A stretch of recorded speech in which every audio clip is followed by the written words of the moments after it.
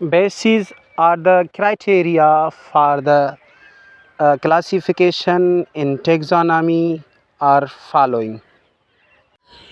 Classification जा उसूल या मयार कहिड़ा आहिनि, यानी क्लासिफिकेशन करण वक़्तु कहिड़ा उसूल या मयार मद्देनज़र रखिया वञनि। क्लासिफिकेशन जा बुनियाद या उसूल होमोलॉजी, एनालॉजी, साइटोलॉजी, जेनेटिक ऐं बायोकेमिस्ट्री, उन्हनि जी वधीक तफ़सील हेठि ॾिजे थी। Homology is a study about similarities in organism. Homology similarities in origin, यानी बुनियाद जे लिहाज़ खां हिकु जहिड़ा हुजनि, हिकु जहिड़ा ई हुजनि त उनखे होमोलॉजी चइबो। होमोलॉजी बुनियाद जे विच में हिकु जहिड़ायूं, जीअं इंसान जी जेका ॿांह जा हॾनि जो स्ट्रक्चर आहे ऐं घोड़े जी अॻियुनि जंघुनि जो स्ट्रक्चर आहे, साॻियो ई आहे।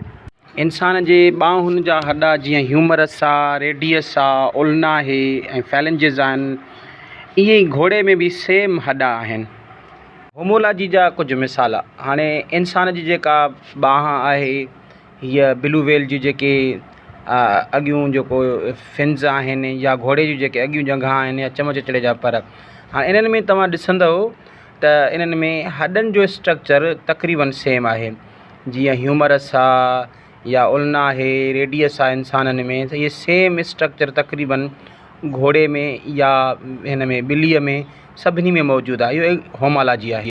Analogy similarities between the function not in origin, यानी कम जे हिसाब सां साॻा हूंदा आहिनि, बुनियाद जे हिसाब सां साॻा न आहिनि हूंदा।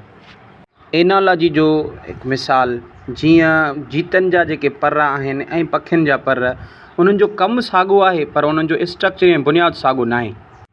टी जेका असां क्लासिफिकेशन कंदासीं उहा आहे साइटोलॉजी, यानी सेल जे बुनियाद ते। सेल जे बुनियाद ते ॿिनि क़िस्म में विराईंदासीं, हिकिड़ा यूकैरियोटा, ॿियो प्रोकैरियोटा। चौथीं पॉइंट असां जेका क्लासिफिकेशन लाइ चेक कंदासीं बायोकेमिस्ट्री। पंजी पॉइंट जेनेटिक। हिन में असां छा चेक कंदासीं, जानदारनि जे विच में DNA जे विच में हिकु जहिड़ायूं, क्रोमोसोम जे विच में हिकु जहिड़ायूं, ऐं उन्हनि जे मालिक्यूलर बेसिस जे बुनियाद ते असां हिकु जहिड़ायूं ॻोल्हे क्लासिफिकेशन कंदासीं।